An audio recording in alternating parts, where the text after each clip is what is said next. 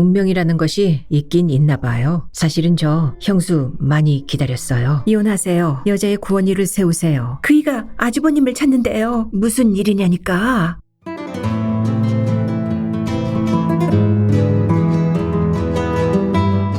못난이 인형. 박명희.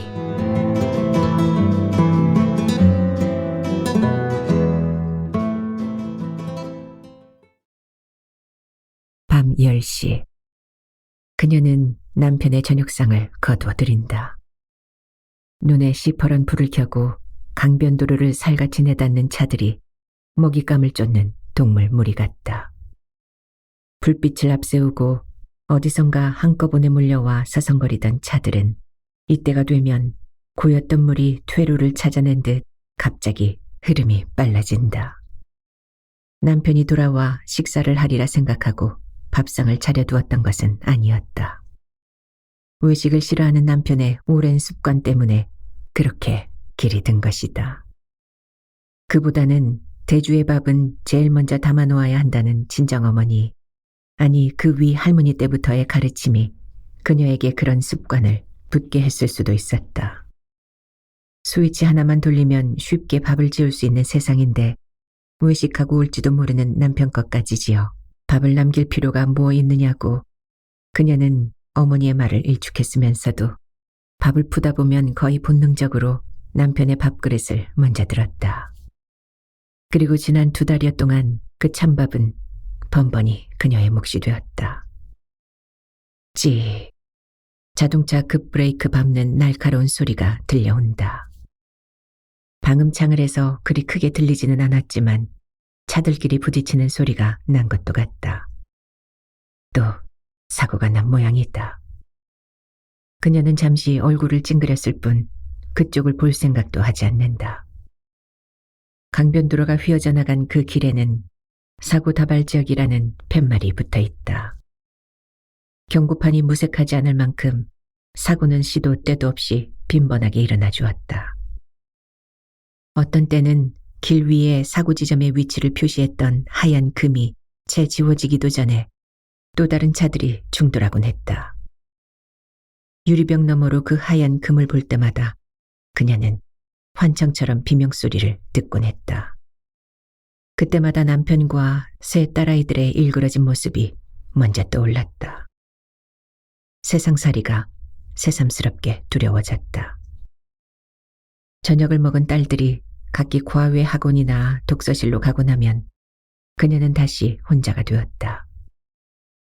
12개의 전구가 박힌 조명등의 조도를 한껏 높여놓아도 암흑 속에 혼자 서 있는 것 같은 공포가 그녀를 엄습한다. 잔뜩 굶주린 맹수가 뒤에서 추격해오고 있는데 이렇게 손 놓고 앉아만 있으면 안 될 것 같은 조바심에서 그녀는 거실 안을 빙빙 돈다. 우리 안을 선회하는 짐승 같다. 문득 자신의 그림자가 보인다. 너무 어둡고 무겁다. 불빛을 등지고 베란다 창 앞에 선다. 짙은 어둠이 베어든 베란다 창은 등신대에 검은 거울이 된다. 우물 안에 비치는 자신의 그림자를 보듯 오래오래 그 여자를 본다. 지극히 낯선 여자가 거기 있다.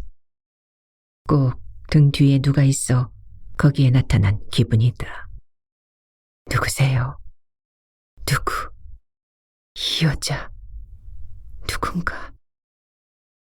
한 남자의 아내, 연년생인 세 딸의 엄마. 그래서 암흑의 교수 사모님으로 불리거나 누구누구의 엄마로만 불리는 여자. 아주 드물게 비행기를 타거나 병원에 가면 들먹여지는 자신의 이름 앞에서 오히려 서먹거리는 여자. 그러나 그 사실에 단 한 번도 억울함을 가져보지 않았던 여자. 그 여자가 유리벽 안에 들어있다. 꼭 액자 안에 그림으로 들어앉아 있는 인물과 같다. 이혼을 서두르고는 있는데 이 여자가 말을 안 듣고 있어. 들은 적이 없는 남편의 말이 종일 그녀의 귓가를 맴돌고 있다. 그가 말하는 이 여자는 바로 그녀다. 어쩌면 이 저녁 남편은 스스로 구겨버린 편지 안의 사연을 그 여자에게 직접 전해주러 갔을 것이다. 이 여자가 쉽게 이혼을 안 해주니 조금만 기다려달라고, 당신이 없으면 살 수 없다고, 당신이 내 인생의 전부라. 이건 숫제, 심파다. 남편이 그렇게 유치하게 편지를 쓰는 사람인 줄 처음 알았다. 중학교 2학년 학생도 그렇게 유치한 편지는 쓰지 않을 것이다. 남편이 쓰다가 쓰레기통 속에 구겨버린 편지를 읽다 보니 여자 앞에 무릎 꿇고 애원하는 남편의 모습이 환영으로 떠올랐다. 남편이 자신으로부터 등을 돌렸다는 사실보다 그가 정체 모를 여자에게 무릎 꿇은 사실이 더 비참했다. 다음 순간 그녀는 남편 앞에 무릎 꿇고 있는 자신의 모습을 보았다. 세 딸아이들을 볼모삼아 비굴하게 애걸하는 자신의 목소리까지 선명하게 들렸다. 부탁이 있는데. 신문 한 장을 말아주이고 화장실에 들어가 1시간쯤 있다 나온 남편의 몸에서는 한동안 끊었던 담배 냄새가 절어 있었다. 심각하다기보다는 뭔가 골똘해 있는 남편의 표정 앞에 그녀는 섬세하고 예리한 바이올린의 이 현이 팅 하고 끊어지는 느낌을 받았다.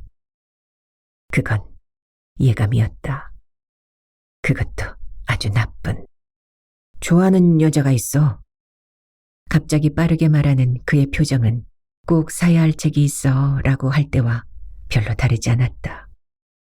그가 내는 소리가 명확히 발음되었는데도 그녀의 뇌세포에는 그 뜻이 쉽게 전달되지 않았다. 이혼해 주었으면 해. 심각함으로 가면을 둘러쓴 그의 얼굴에서는 아무런 느낌도 찾아볼 수 없었다. 그럴 때 남자에게 응당 보여야 할 곤혹스러움, 미안함, 그런 것마저 보이지 않았다. 그리고 조건을 제시했다. 그녀가 원한다면 3딸까지 포기할 수 있다고 했다.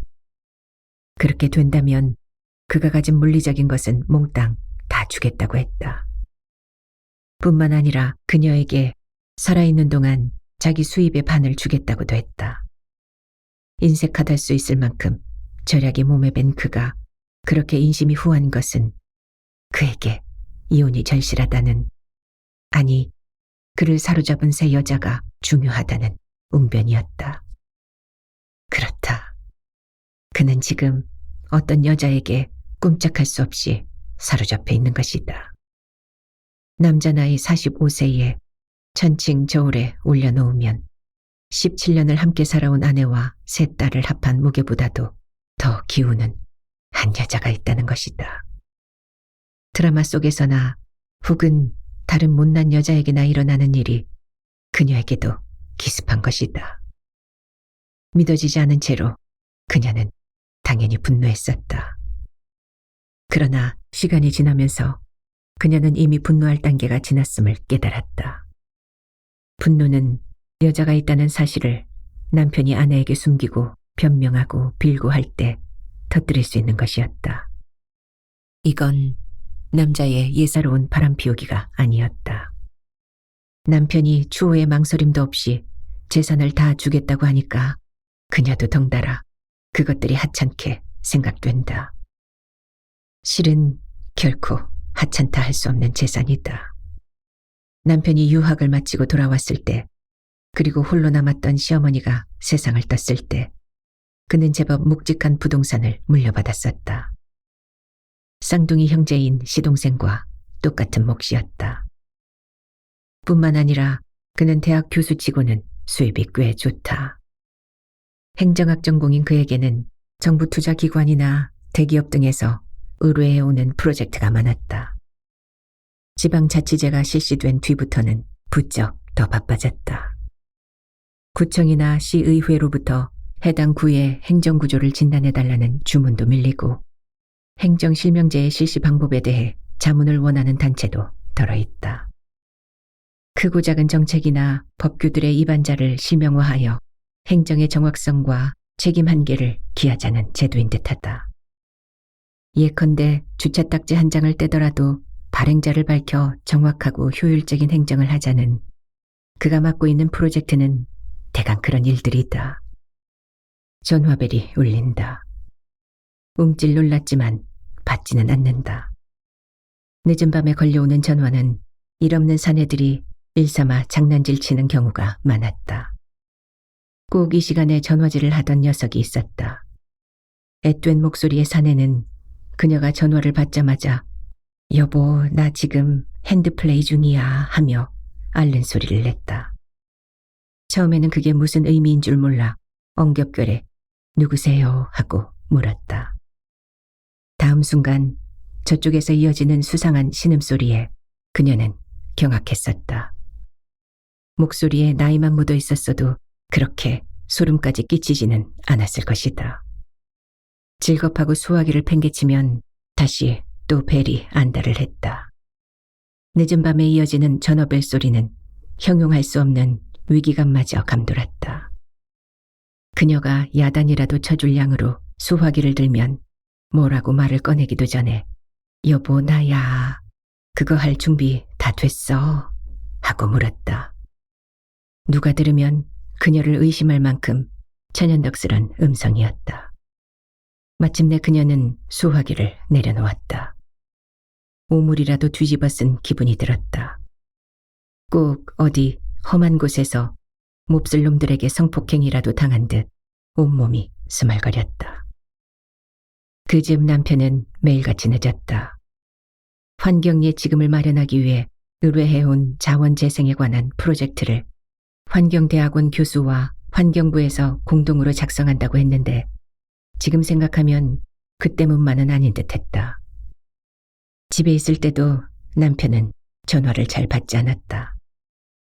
그녀가 부엌에서 가스불을 켜놓고 요리하거나 욕실에서 샤워를 하고 있어도 남편은 맹렬하게 울리는 전화기 옆에서 어이, 어이! 그녀를 불러댔다. 수화기를 내려놓으면 그녀는 바깥 세상과 통하는 끈이 단절된 것 같아 불안했다. 가족들이 밖에 나가 있어서였다. 딸아이들이 어디서 어려움을 겪고 있는데 연락이 되지 않아 애태울 것 같았다.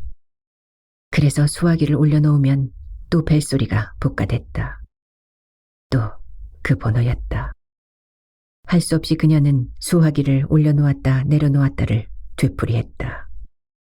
그러다 우연한 기회에 전화가 뚝 끊겼다. 그건 정말이지 신묘한 약효였다.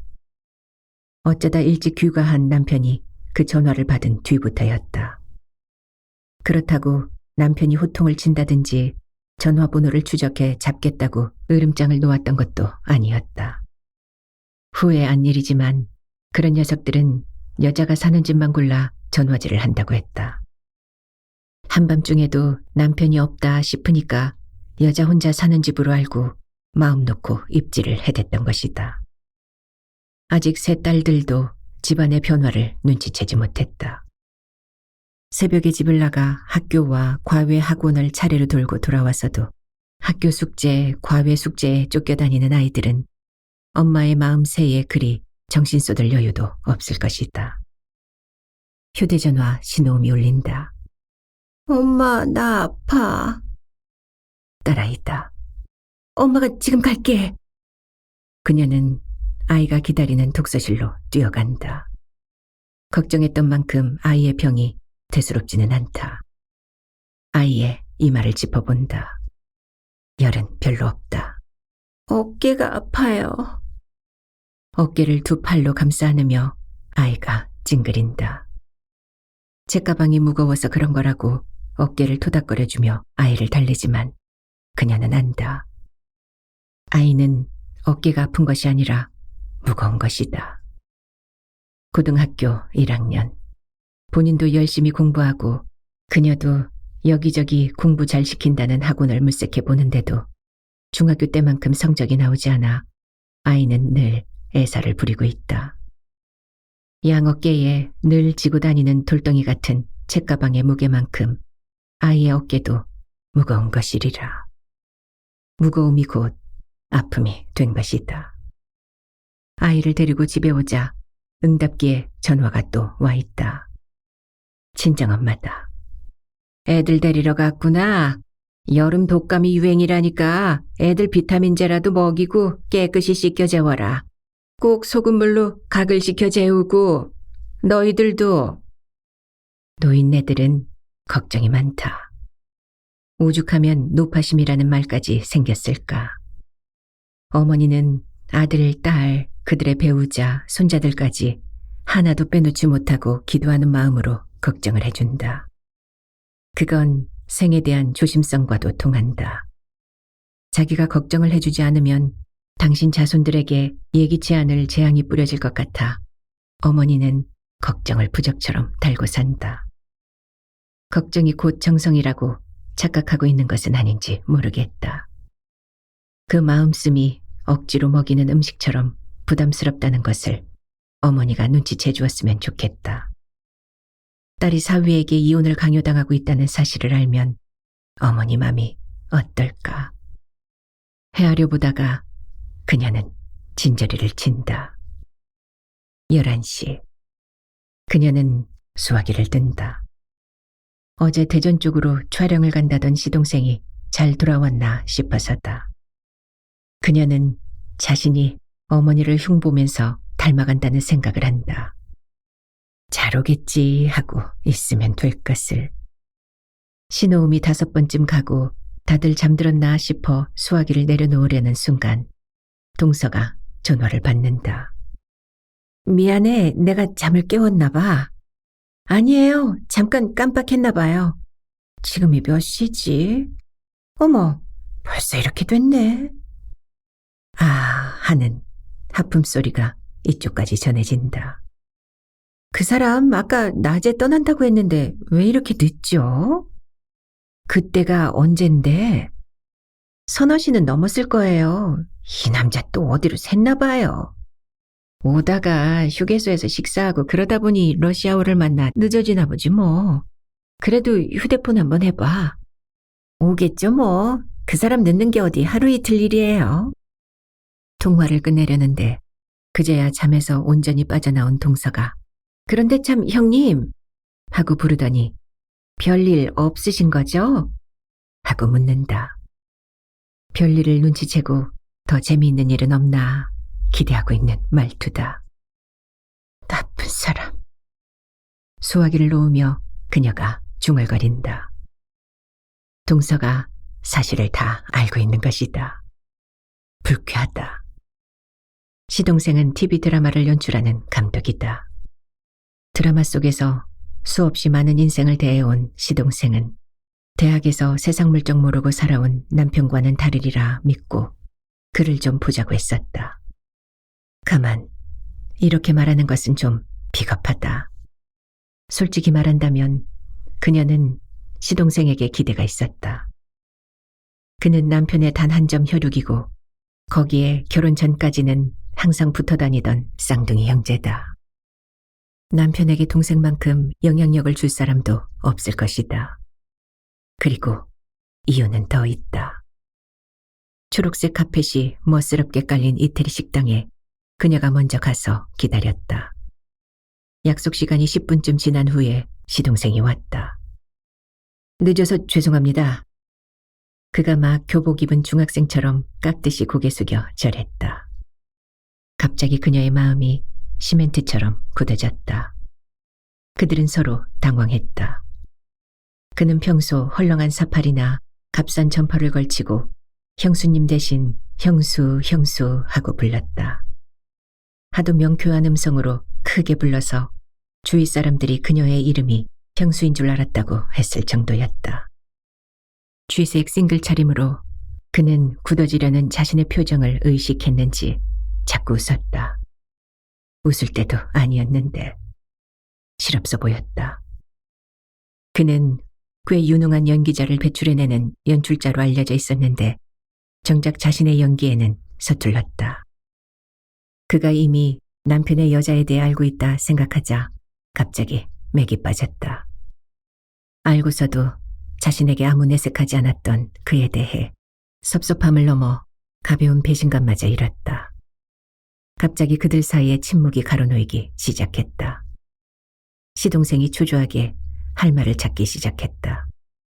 다행스럽게도 음악이 침묵을 비키게 했다. 사이먼과 가펑클이 노래 부르고 있었다. 험한 세상 다리가 되어. 그렇게 번안되었던 곡이었다. 음악은 사람의 마음을 열게 하는 거라고 어느 성인이 말했던가. 그녀가 말했다. 음악이 좋네요. 우리 때 많이 듣던 곡이에요. 그녀가 우리라고 말하자 그의 표정도 설핏 풀렸다. 웨이터가 주문을 받으러 오자 그녀는 커피 한 잔만 마시겠다고 했다. 그는 이 집 해산물구이가 괜찮아요? 하더니 그녀의 목까지 주문해버렸다. 에피타이저를 시작으로 후식까지 대여섯 가지 음식 코스마다 무엇을 어떻게 요리해줄까 일일이 묻는 웨이터에게 그가 알아서 주문했다. 그게 그녀도 편했다. 그녀는 후화 장정된 차림표에 쓰인 음식 이름들이 이태리어라 뜻을 알 수도 없었다. 식욕 없는데 너무 많은 걸 주문한다고 그녀가 말하자 형수가 먹고 남기면 내가 다 먹을게요. 했다. 평상시 시동생으로 돌아온 것 같아 그녀는 안심이 되었다.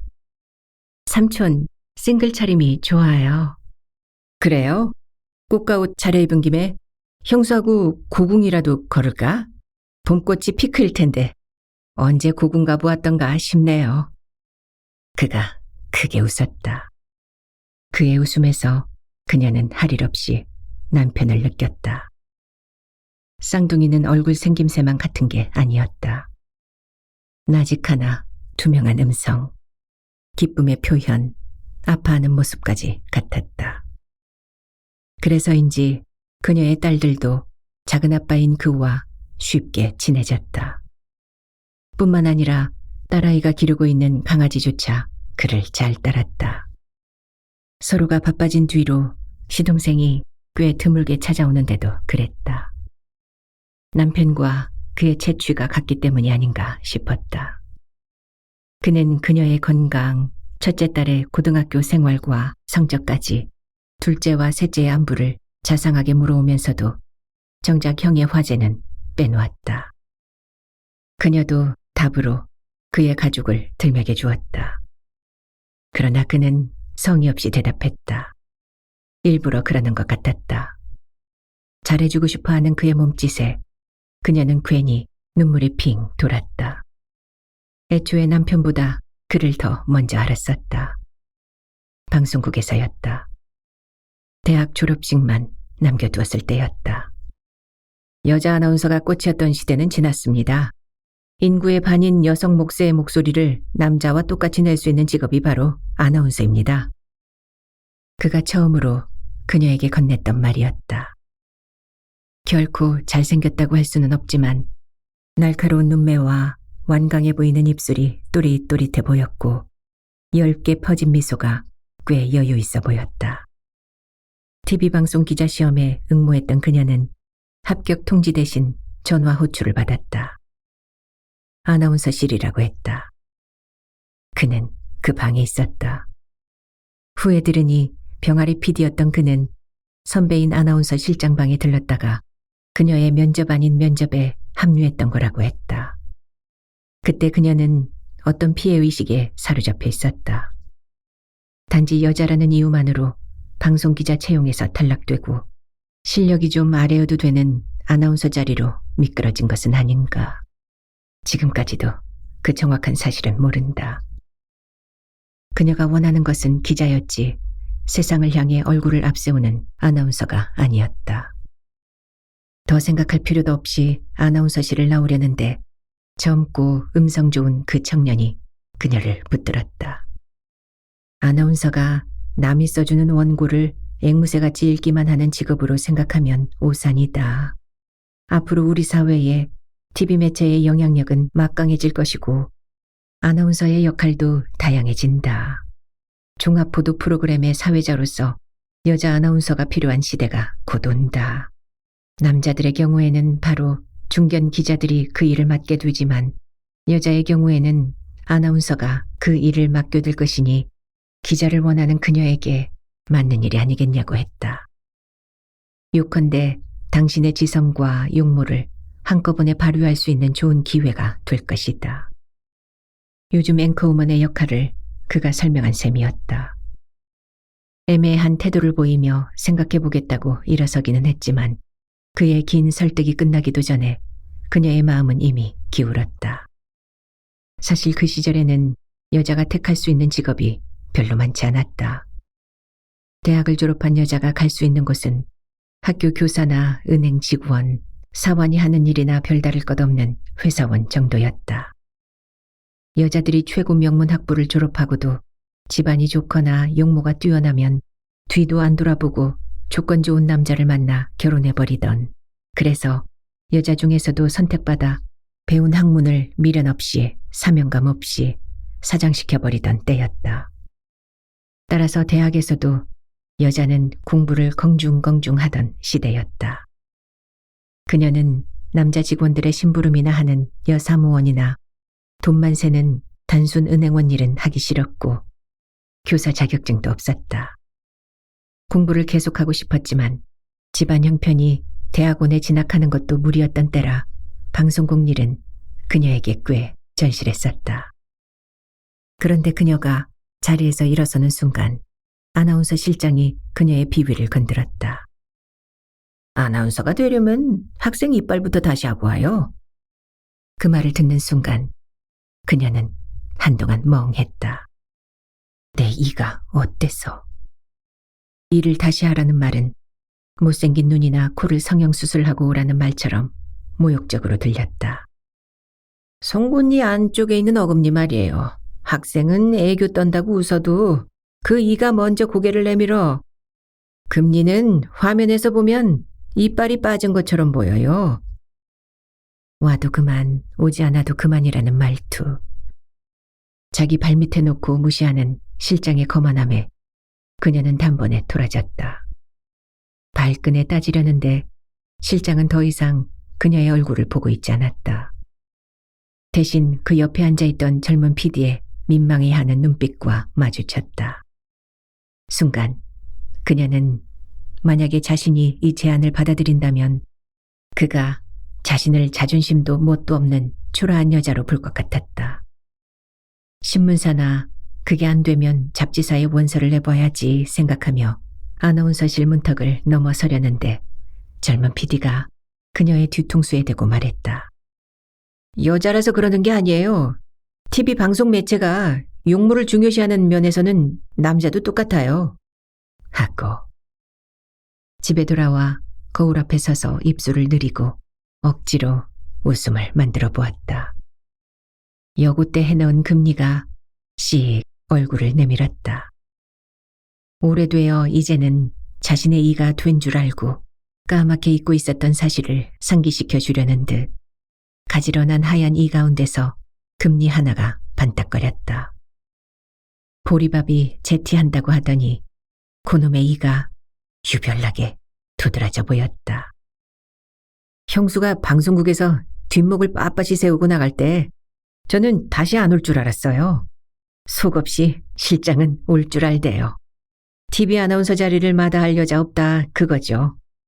그런데 제 보기에는 형수에게서는 파격이 용서되지 않는 방송국의 진취적인 분위기와는 융화될 수 없을 것 같은 분위기를 느꼈어요. 아직도 그 금리 그대로죠? 그녀는 손으로 입을 가리고 웃었다. 그때부터 몸에 밴 습성이었다.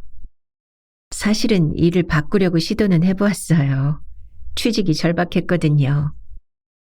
치과 의사가 엑스레이 사진을 들여다보며 고개를 갸웃거렸다. 그 이는 충치라서 금리를 해 박은 것이 아니었다. 애초에 뿌리가 다른 이의 절반도 되지 않았다. 할 수 없이 이 위에 금으로 크라운을 더 씌워 지지를 해주었던 것이다. 그러나 크라운을 떼어내고 포셀라인을 입히려면 이를 송곳 끝 모양으로 가늘게 갈아내야 했다. 그러자니 이의 약한 뿌리가 문제가 되었다. 뿌리를 지지하려면 송곳니를 포함한 양옆에 성한 이 두 개까지 갈아내야 했다. 어금니나 송곳니는 앞니와 또 달라서 힘이 좋아야 하는데 포셀라인을 끼우기 위해 이를 송곳같이 가늘게 갈아내면 이의 힘이 줄어든다는 것이었다.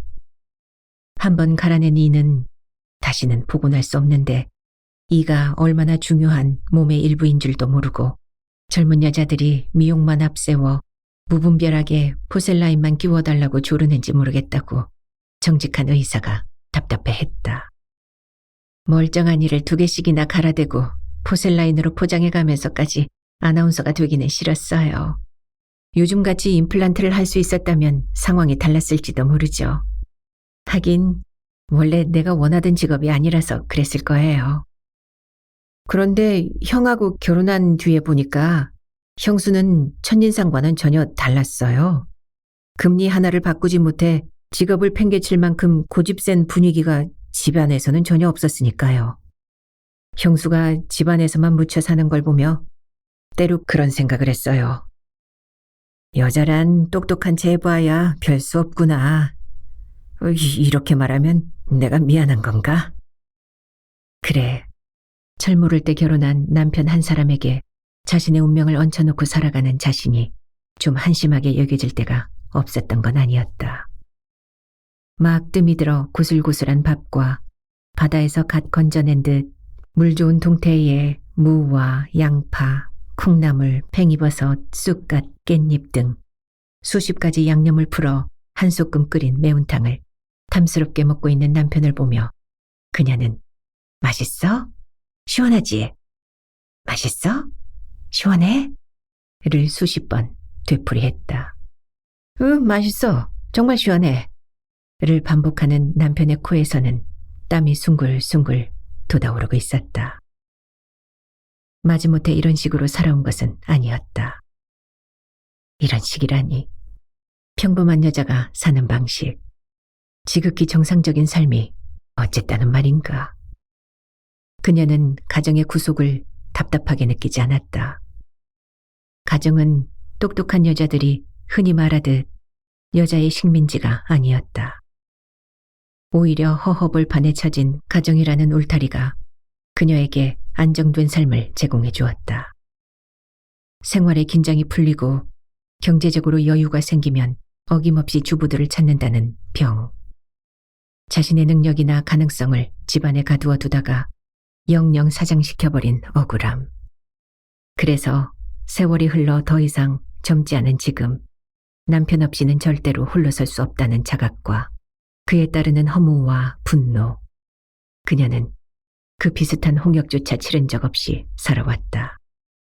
아니, 몸이 2개 있어도 모자랄 만큼 집안일과 딸애들 키우기에 바빴기 때문에 그럴 틈도 없었다. 가족을 위해 사는 삶. 그게 뭐가 잘못된 것인가? 그녀는 자신이 가족을 위해 희생했다고도 생각지 않는다. 사는 것이 그런 것 아니겠는가?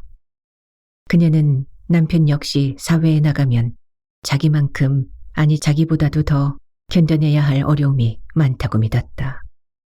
아이들도 그렇다.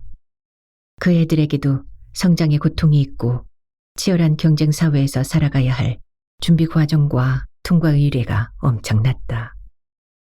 어찌 보면 여자만 매어 사는 것이 아니었다.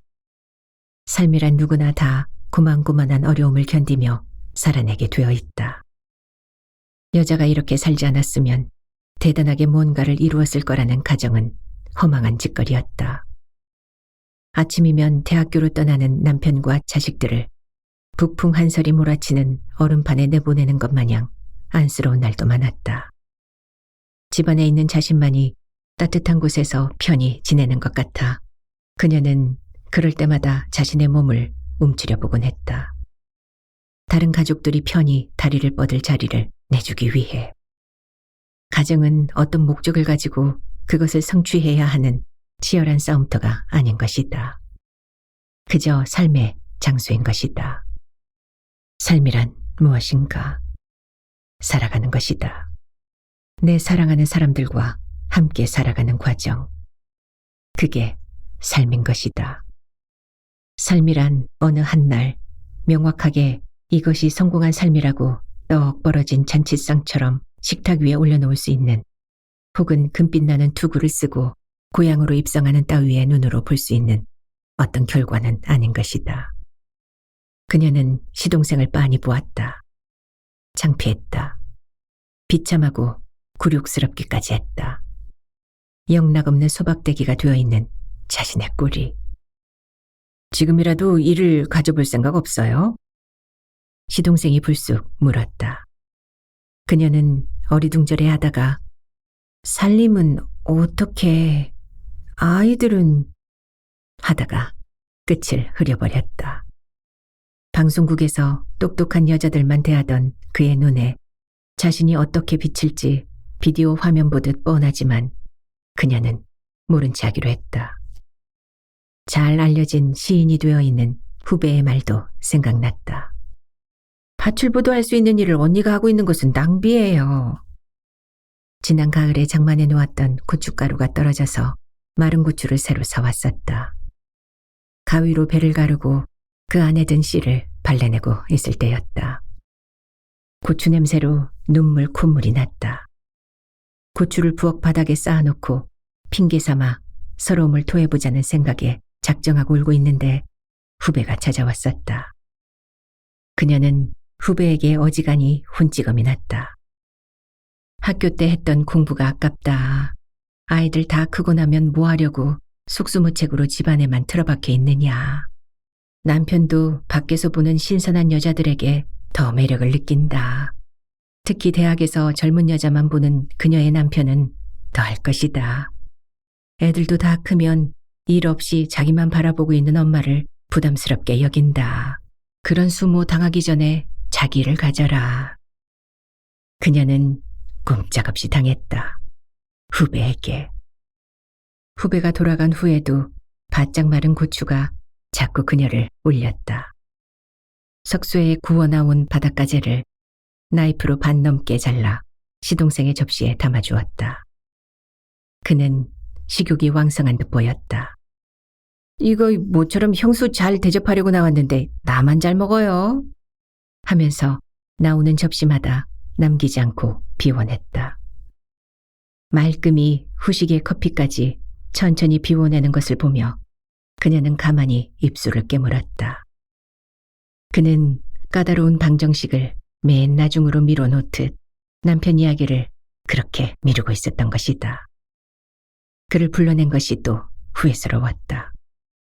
그를 만나자고 했을 때 그녀에게는 기대가 있었다. 걱정하지 마세요, 형수. 제가 형 만나서 잘 해결해 드릴게요. 그가 그렇게 나올 줄 알았었다. 아니면 조금만 기다리세요. 형수, 남자와 여자의 정이라는 게 그래요. 한번 불 붙으면 타올라야지. 그 전에 섣부르게 끄려고 시도해 보았자 오히려 기름이 될 뿐이에요. 괴롭겠지만 좀 더 내버려 두면 다 태우고 소리 없이 꺼질 거예요. 그때까지 조금만 더 기다립시다, 우리. 그는 그래야 했다. 남편은 시동생 앞에서도 그녀에게 말한 대로 단호하게 말했음이 분명했다. 그 여자가 없는 내 인생은 아무 의미가 없어. 라고. 세상 고민 다 혼자 짊어진 듯 괴로워했을 것이고 세상 기쁨 혼자 다 얻은 듯이 들떠있기도 했을 것이다. 그녀 앞에서 그랬던 것과 똑같이. 아니, 남자들끼리 혹은 아끼는 혈육들끼리만 통하는 언어로 그보다 더 강력하게 말했을 수도 있었다. 쌍둥이 형제라지만 둘의 성격은 전혀 달랐다. 5분 간격으로 태어났는데도 형은 형다웠고 동생은 동생다웠다. 형의 성품이 고지식하고 긍정적인 데 반해 동생은 파격적이고 비판적이었다. 대인관계도 그랬다. 형은 말수가 적어 상대방이 근접하기 어려웠고 동생은 누구에게나 서글서글해서 편했다. 대체로 사람들은 동생에게 호감을 가졌다. 그녀의 약혼식에 왔던 친척들이 두 형제를 비교하면서 물건이라면 바꾸고 싶다고 했었다. 똑같이 행정학을 공부했는데 남편은 정부 발표나 텔레비전 뉴스에서 하는 말을 곧이곧대로 믿으려 했고 동생은 행정부 홍보지의 차원에서 판단했다. 뉴스 뒤에 숨은 사실을 동생이 잡아내면 형은 그럴 리 없다고 했다. 데모 학생들을 보는 견해도 형이 그들을 평화시대의 골칫거리로 보는 반면 동생은 어지러운 세상은 분명히 바로잡아야 하는데 그래서 학생들이 세상을 정돈해보자고 나서는데 참을성 없는 사람들은 그 나서는 소리가 더 어지럽다고 매도한다고 했다. 세상은 그들 덕분에 조금씩 나아져가고 있는데 사람들은 그 사실을 인정하려 들지 않는다는 것이다. 그녀 생각은 누구 편이냐 하면 동생 편이었다. 그 시각의 차이가 형은 행정학 교수로 동생은 정치 드라마를 만드는 감독으로 각기 다른 길을 가게 했을 것이다. 역으로 그들이 다른 길을 갔기 때문에 시각의 차이가 생겼는지도 몰랐다. 여자 관계도 그랬다.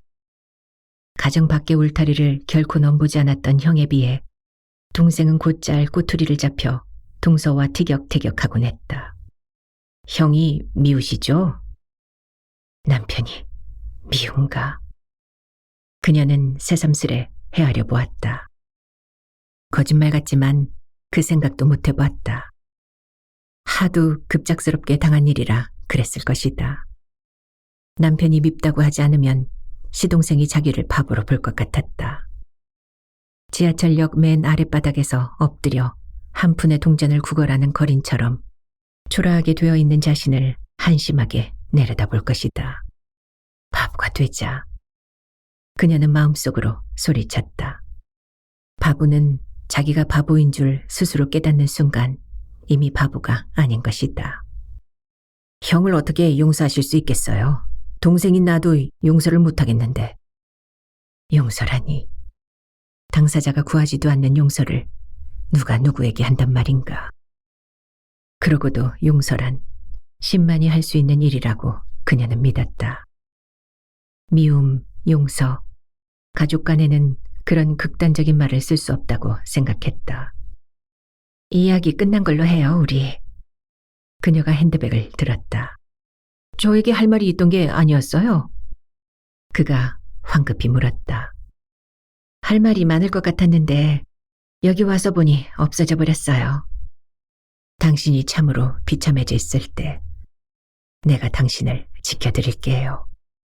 거센 파도 위에 다리가 되어.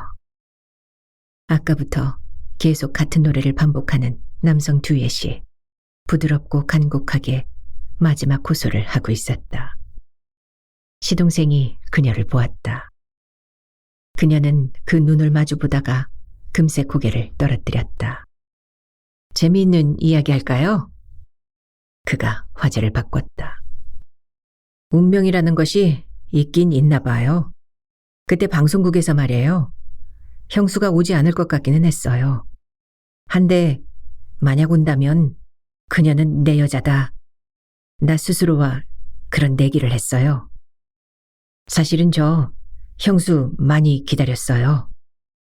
저도 학교에서 처음 형을 만났을 때 얼마나 반가웠는지 아세요? 쌍둥이 형인 줄 짐작이나 했겠어요. 하는 말을 그녀는 입안에 지그시 물고 있었다. 방송국을 단념한 뒤 곧바로 그녀의 학교에 조교자리가 났었다.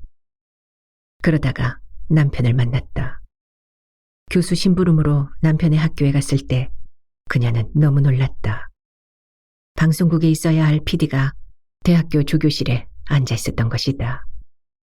결혼 후에도 그녀는 남편과 시동생을 곧잘 혼동했다. 어두운 곳에 혼자 서 있을 때 눈을 비비다가 보면 눈앞에 남편이 있었다. 실은 시동생이었다. 욕실을 나오는 남편에게 양말을 내밀고 보면 시동생이 양말을 받아들며 쌍둥이는 편리할 때가 많아요 하고 씩 웃었다. 5분 차이로 태어난 형제라 그런지 자기들끼리는 서로를 분신으로 생각했다. 실제로도 그랬다. 남편이 발바닥에 티눈이 박히면 시동생도 그랬다. 테니스를 치다 보면 슬럼프도 같은 시기에 왔다. 생체 리듬이 같아서라고 시동생이 분석하기도 했다. 시어머니가 동석감을 고를 때 그녀는 자기도 모르게 신부감에게서 흠잡을 구석만 찾았었다.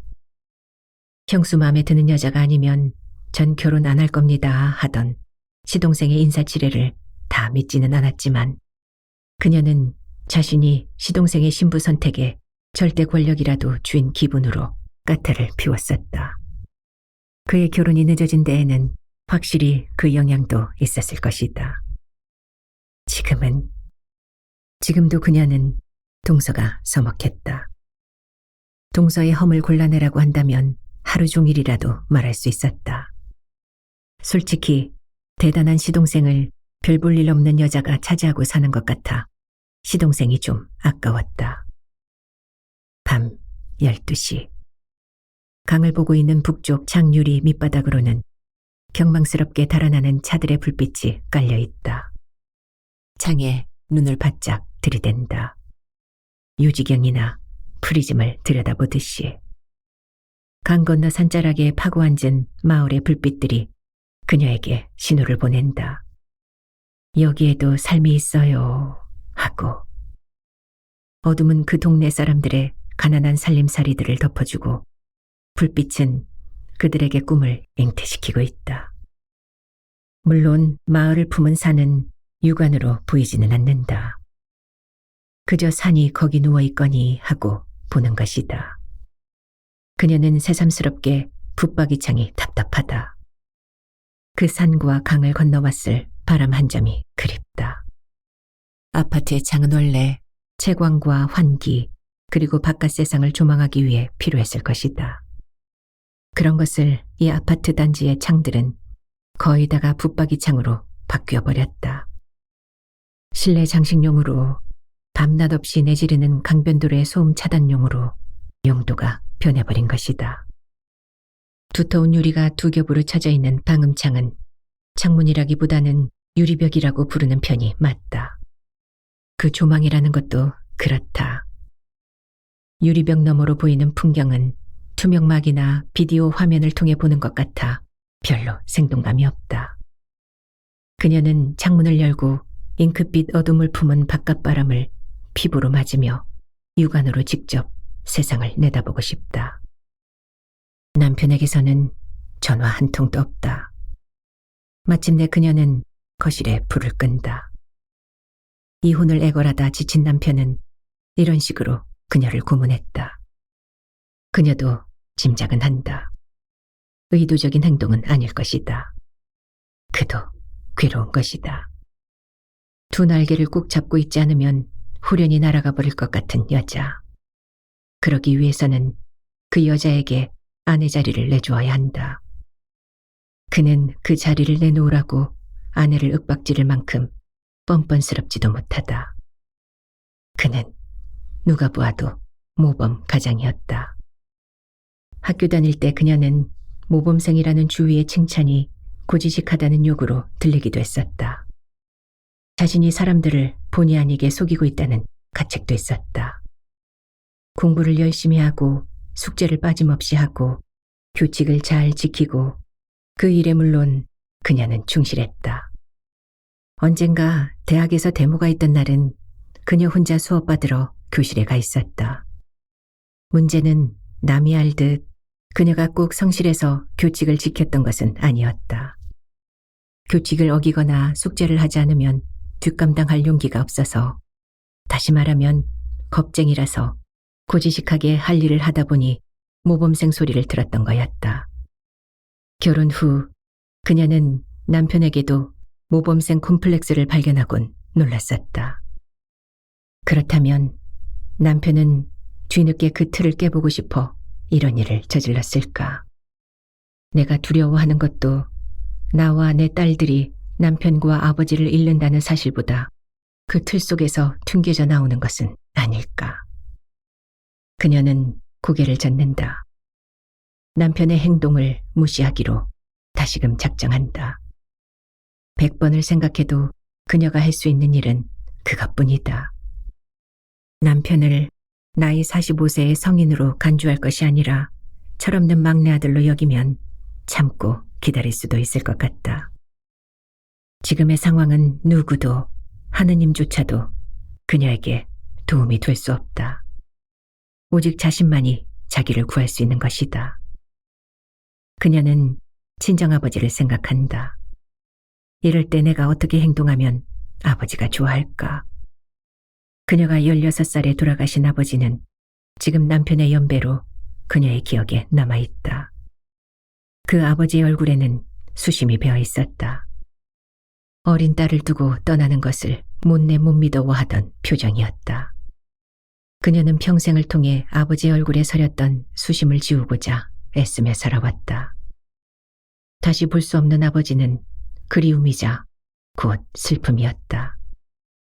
그녀는 살아있는 어머니의 말보다 돌아가신 아버지의 뜻을 더 많이 생각했다. 돌이켜 생각하면 만약 아버지가 살아계셨다면 자신이 그렇게 다소곳이 아버지 뜻을 따랐을 것 같지 않았다. 아버지 자리가 비어있기 때문에 그렇듯 아쉽고 허기져서 그를 그리워했을 것이다. 그런 것이다. 사람들은 넘치는 것에는 감사하지 못하고 자신에게 모자란 것에만 허기져 하는 것이다. 어제 낮에 받았던 여자 변호사의 도도한 권유가 떠오른다. 더 생각할 거 없어요. 이혼하세요. 여자의 구원위를 세우세요. 자기 대접은 자기 스스로가 불러들이는 거예요.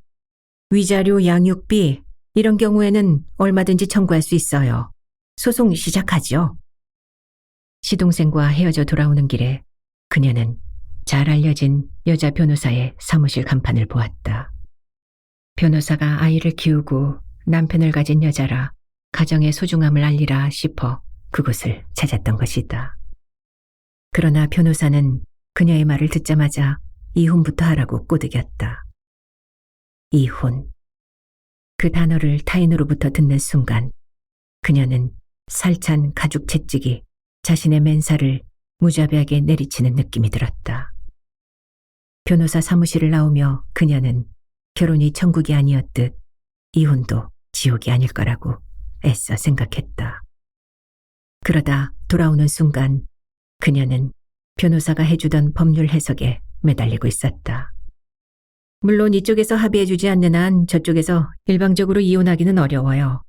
저쪽에서 이혼 소송을 제기해야 하는데 지금의 여건으로는 유책 배우자인 원고가 승소 판결받기는 어렵다고 봐야겠죠. 무시무시한 말들이었다. 법이라는 것은. 변호사는 어느 사이엔가 부부를 이쪽과 저쪽으로 나누어 싸움을 시키고 있었다. 그녀가 알고 살아온 부부란 그런 것이 아니었다. 부부가 결혼으로 맺어졌다고 해서 이혼으로 헤어질 수 있다는 생각은 해본 적이 없었다. 물론 결혼 초 첫 아이를 낳을 때만 해도 둘은 어쩌면 완벽한 가족은 되지 못했을 것이다. 결혼 전에 가졌던 서로의 다른 경험들이 그녀를 외롭게도 했고 그때마다 혹시라도 잘못된 만남이 아닐까 덜컥 겁도 먹어보고 더 늦기 전에 다른 인생을 찾을 수 있다는 생각도 해보긴 했다. 둘째 아이를 낳았을 때 그녀는 이제는 남편과 피할 수 없이 한 가족이라는 공동의 운명을 실감했다. 그녀는 싫건 좋건 남편과 생을 끝까지 함께 살아가야 할 단짝이라고 자신도 모르는 사이 믿기 시작했다. 그제야 비로소 그들은 완벽한 가족이 된 거였다. 나무꾼에게 아이 셋을 낳을 때까지 선녀의 옷을 내주지 말라고 했던 신령의 말은 비슷하게나마 맞는 말이었다. 가족은 가령 부모, 자식, 형제 같은 동기간은 아무리 다투고 갈등해도 결코 남이 될 수 없는 숙명적인 관계인 것이다. 그녀는 자식을 낳고 사는 부부도 그 범주 안에 든다고 믿는다. 오랜 연륜을 함께 쌓아온 부부는 서로를 배신했다고 해도 쉽게 헤어질 수 없는 불가분의 관계인 것이다. 거기에 바로 문제가 있었던 거야. 누군가 그녀에게 속살거렸다. 갑자기 그녀는 허탈해졌다. 익숙한 가족이 되자 그들은 서로에게서 이성의 의미를 잃게 되었던 것이다. 늦게 귀가하는 남편의 안부를 걱정했지만 그건 더 이상 애틋한 그리움은 아니었다. 그냥 가까운 가족 간의 정이었을 뿐이다. 그런데 이제 와서 돌아서 가겠다고 하니 그녀는 그가 그리워졌다. 아주 사무치게. 언젠가 남편을 기다리던 그녀는 발작적으로 일어나 거울 앞에 섰다. 어제와 오늘이 같고 또 내일이 다름없을 지루한 자신의 모습이 거울에 비쳤다. 화장기 없는 얼굴, 눈가에 자리 잡기 시작한 주름살이 민망하게 도드라졌다. 언제나 뒤에 꾹 묶여있는 머리는 여순경처럼 딱딱하고 엄격해 보였다. 그녀는 화장을 시작했다. 영양크림, 아이크림, 리페어 크림, 에센스 등등. 그녀가 사다 놓기도 하고 선물로 받았던 여태 포장도 뜯지 않았던 화장품들을 몽땅 다 얼굴에 발랐다. 손가락으로 동동 얼굴을 두드렸다. 그동안 가꾸지 않던 피부를 한꺼번에 다 돌볼 셈으로 정신없이 두드리고 발랐다. 색조 화장을 시작하자 차츰 그녀의 얼굴이 살아났다. 자기 모습에 취해 덧칠하고 또 덧칠을 했다. 빨간 립스틱을 그려넣자 입술은 순식간에 요염한 꽃잎으로 피어났다. 머리를 풀어 헤어스프레이를 뿌리고 매만지며 화장이 끝났을 때였다. 현관문 비밀번호 누르는 소리가 들렸다.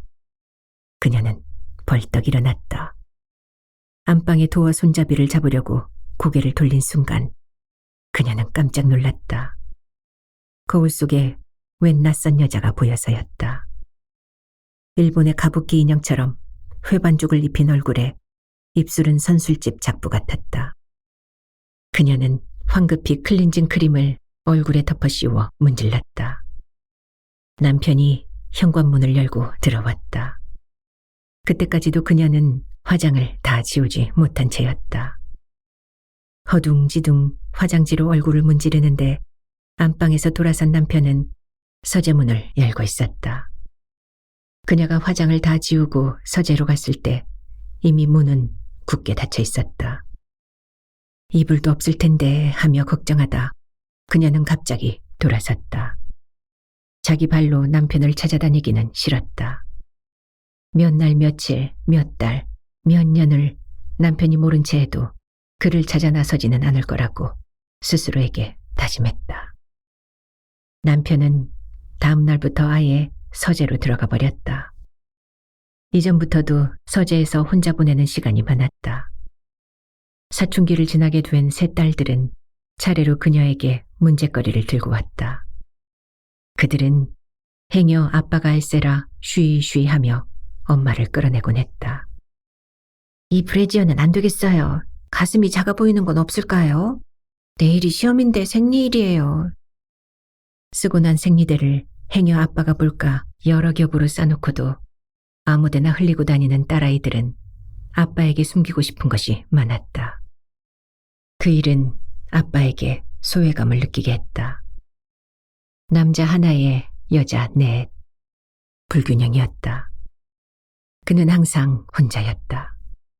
심지어 파출부까지도 여자였고 가끔 다니러 오는 친정어머니도 여자였다. 그녀는 그런 남편의 심경을 헤아릴 틈도 없었다. 남편은 서재에서 일 아니면 공부를 하리라 믿고 그를 혼자 두어주는 것이 배려라 생각했다. 아이들 성적 관리, 과외 학원 선정, 진로, 시간 맞춰 학원에 데려다주고 데려오기 등 그의 도움이 필요할 때가 많았음에도 불구하고 그 잡다한 일에 그를 끌어들이지 않고 배려해 주었던 것이 그녀의 실수였다. 그녀는 등 돌리고 가는 그를 이렇게 아쉬워하는 자신이 싫다. 남자의 단 한 번의 눈 흘김에도 토라져서 영 이별을 구하는 여자처럼 남편을 단념할 수 있으면 좋겠다고 생각한다. 그보다 그녀가 더 원하는 것은 남편을 미워할 수 있었으면 하는 거다. 그러면 그녀는 모든 것을 훌훌 털고 그를 놓아주고 잘난 체 하는 여자들 못지않게 씩씩하게 살 수 있을 것 같다. 딸들이 아버지 정에 허기져서 한으로 쌓이지 않게 키워낼 것도 같다. 새벽 4시.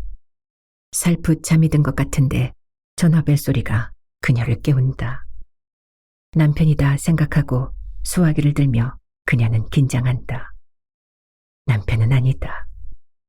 이혼이 급하다는 사람이 늦는다고 친절하게 전화해 줄 리 없다. 요즘 와서는 남편이 오지 않아도 눈을 붙일 수 있었다. 얼마 전까지만 해도 남편이 들어오지 않으면 숫째 잠을 이루지 못하고 새벽이 되어서야 눈을 붙이는 둥 마는 둥 했었다. 이 생활에 조금씩 길들여지는 것이리라. 독약도 계속 복용하면 몸에 길이 든다고 했다. 하긴 다행이다. 형님!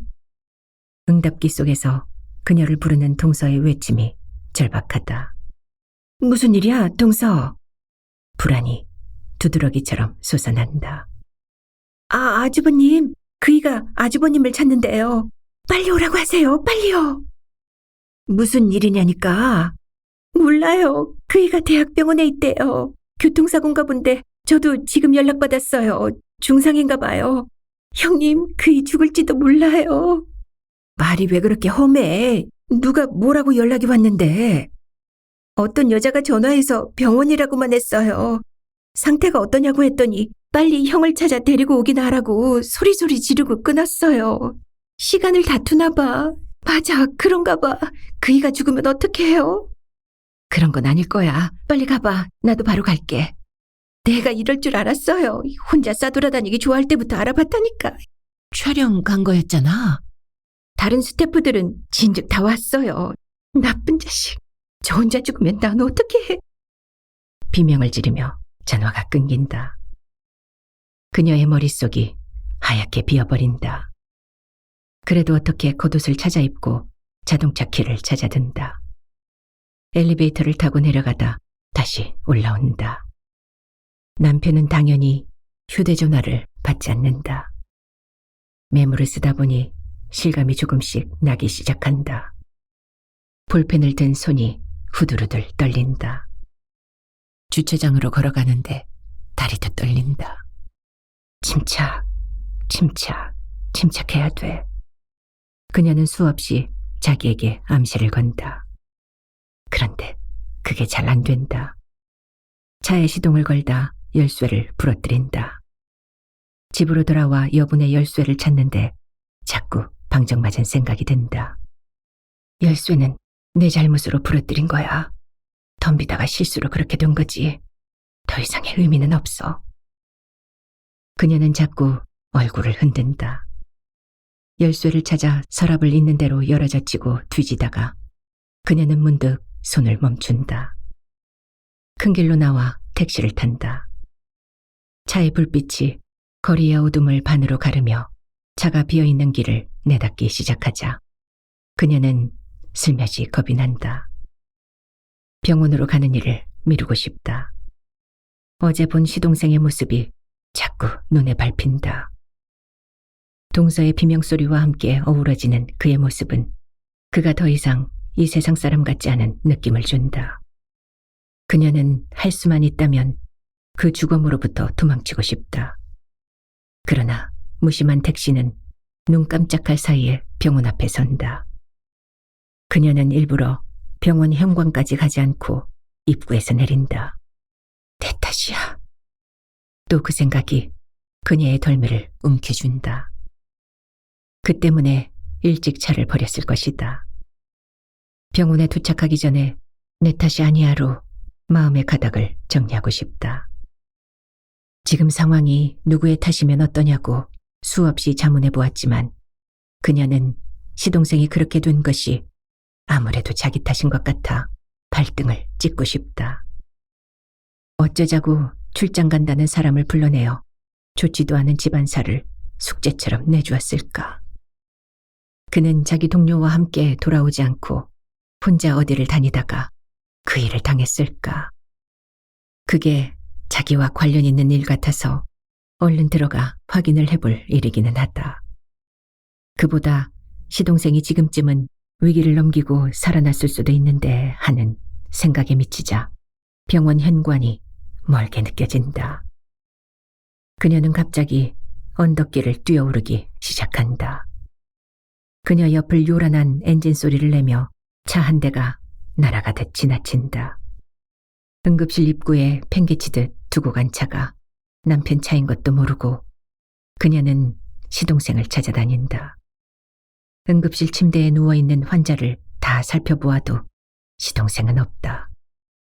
막 앰뷸런스 한 대가 도착하더니 응급 환자가 수송되고 있어서 누구를 붙잡고 물어볼 사람도 눈에 띄지 않는다. 중환자실 입구에 가보아도 밤이라 그런지 아무도 만날 수 없다. 동서도 보이지 않는다. 그렇다면 벌써 그녀는 위아래층을 내달아 한참을 묻고 다닌 후에야 시동생이 2층 병실에 있다는 걸 알아낸다. 중환자실이나 영안실이 아니어서 발에 힘이 솟는다. 병실 입구 간호사실에서 뭔가 이야기하던 동서가 그녀를 보며 허탈하게 웃는다. 싸돌아다니기 좋아하는 사람 그만 다니라고 발병 내놓았대요. 무슨 소리야? 누가? 누구예요? 자기 어머니지. 어머님이? 돌아가신 어머님 말이야? 그래요. 일 끝내고 오다가 뭐하러 어머님 산소에 갔는지 모르겠어요. 그런데 글쎄 자기 엄마는 보지도 못하고 산소에 가다가 언덕길에서 차가 구른 거래요. 아무것도 없는 곳에서 혼자 사고를 당하고 정신을 잃었다는데 늦지 않게 발견했으니 그나마 다행이죠. 출혈이 심해서 처음 병원에 왔을 때는 꽤 힘들었나 봐요. 죽는 줄 알고 자기 형 찾았다는데 간호사 말이 그 정도는 아니었대요. 그이 겁 많은 거 아시잖아요. 지금 깁스한 다리를 천장에 매달고 있어요. 꼴이 가관이에요. 누구에게나 할 것 없이 그녀는 고맙다는 탄성을 올린다. 참 아주버님은 좀 전에 오셨어요. 왜 같이 안 오시고요? 동서와 함께 병실로 가는 그녀의 걸음이 점점 느려진다. 병실 안에서 귀에 익은 목소리가 들려온다. 물론 음성만으로는 누가 말하는지 알 수 없다. 어제 형수 만나고 내내 착잡했어. 형 소원대로 형수더러 헤어질 각오하라는 식으로 돌려서 이야기는 했는데 꼭 내가 나서서 형수한테 못할 짓 시킨 것 같았어. 그래서 어머니한테 어떻게 형 마음 돌릴 수 있나 물어보려고 산소에 갔다가 이렇게 된 거라고. 사실은 집에서 네 소식 듣고 얘까지 오는 동안 내 잘못을 네가 대신 다 뒤집어 쓴 것 같은 느낌이 들었어. 네가 사람 안 주면 다 포기하겠다고 줄곧 기도드렸다. 아무튼 이만해 주어서 고맙다. 그런데 발병은 네가 났는데 어찌 내 다리가 끊어질 듯 아프지? 우린 항상 같이 아프잖아. 쌍둥이는 이럴 땐 참 나쁘지. 좋을 때도 있으니까 비긴셈 쳐야지. 어우, 되게 아프네. 언제나 내 발로 걷지? 그녀는 왜 그냥 가냐는 동서의 외침을 뒤로하고 병원 밖으로 나온다. 그리고 비어있는 길을 무작정 달리기 시작한다. 누구도 따라오지 못하도록 쏜살같이. 어딘가에서 새벽이 오는 것 같기도 하다.